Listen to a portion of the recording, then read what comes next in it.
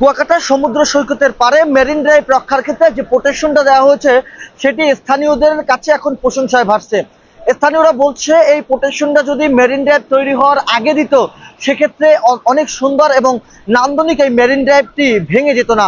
স্থানীয়রা বলছে এই মেরিন ড্রাইভটি করার আগে এই প্রোটেকশনটা যদি দিত সেক্ষেত্রে কুয়াকাটা সমুদ্র সৈকতের যে সৌন্দর্য বর্ধনের জন্য যে কাজটি করা হয়েছিল সেই মেরিন ড্রাইভটি ভেঙে যেত না বলে এমনটা তারা জানিয়েছেন। আমি আপনাদেরকে এই মুহূর্তে কুয়াকাটা সমুদ্র সৈকতকে দেখানোর চেষ্টা করছি। কুয়াকাটা সমুদ্র সৈকতের বড় বড় ঢেউগুলো আশ্রে পড়ছে কিনারায়। যেই বড় বড় ঢেউগুলো রক্ষার ক্ষেত্রে অর্থাৎ মেরিন ড্রাইভটি রক্ষার ক্ষেত্রে যে আপনার প্রোটেকশন দেওয়া হয়েছে সেই প্রোটেকশন ইতিমধ্যেই ঢেউয়ের মেরিন ড্রাইভকে ঢেউ থেকে রক্ষা করছে।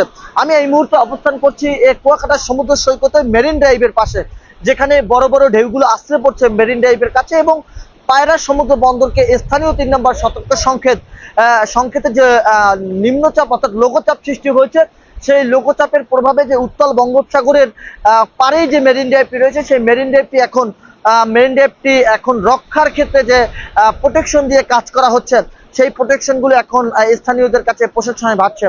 অর্থাৎ ৪,৭৫,০০,০০০ টাকার যে মেরিন ড্রাইভটি নিমেষেই গভীর সমুদ্রে ভেঙেছিল সেই মেরিন ড্রাইভটি রক্ষার ক্ষেত্রে যে প্রোটেকশন দিয়ে কাজ করছে সেটি কুয়াকাটা সমুদ্র সৈকতের ঢেউ থেকে রক্ষা করছে এই মেরিন ড্রাইভটি। আমরা এমনটা এসে সরজমিনে দেখলাম।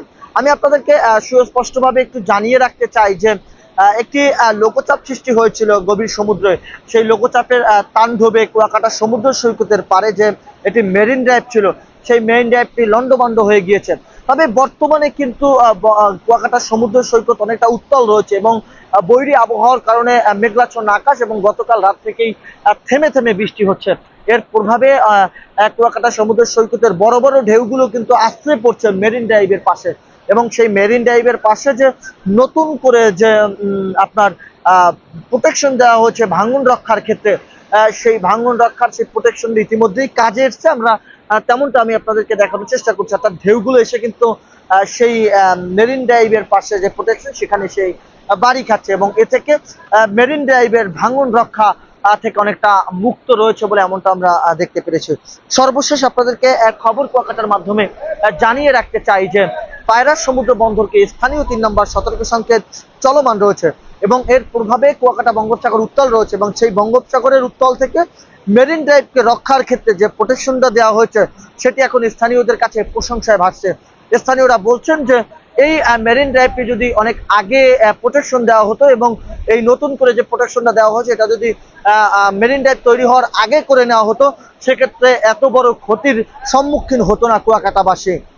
কুয়াকাটা মেরিন ড্রাইভের প্রোটেকশন নিয়ে এবং কুয়াকাটা মেরিন ড্রাইভের সর্বশেষ আপডেট ছিল আমার কাছেই। জাহিদুল ইসলাম জাহিদ, খবর কুয়াকাটা।